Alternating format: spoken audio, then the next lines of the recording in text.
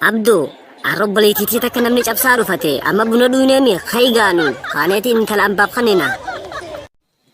Adeera kiyya waan isin jedhu dhagaye. Kaaneen manguddoo dheena manguddoo gizee dheeni. Gurbaan keessan amma dura nu arrabsee jira. Intala teenya hanga araara kafaltanii hin kaninuu jennaan. Isaanuu intala teenya bareedduu laalan shaa nama jettu tana isaanuu hin dhiisanii araara ni kafalan. Gizee araara nuu kannan intala boris ni kanneneeti magaalaa dheenee huccuu shaafi goonee deebinee intala baafnaaf hin sinjaa. Billaa aleeka kana gaa. Aboo maal jettisa? Rabbi sodaa toote kolkoloo. Hayi aranta gurbaa keessan nu arrabsennee hojii baay'ee araara gaafanne. Ayi Rabbi siyoom sidatu ammaasisi gurbaan kee tokko ka'ee yoo ni figartee intalsanii cabsaa dhege isaanis akkuma nuti arranta nu dura dhaabbannetti guyyaa san nu dura dhaabbatutu mal asumarratti hujjazaan nu gala jechuudha. Wanni kanaan taatu Rabbi siyoom haa sodaannu nuti uummata musliimaati uummanni musliimaa haraam nyaaturraa if qusatuudha qaba.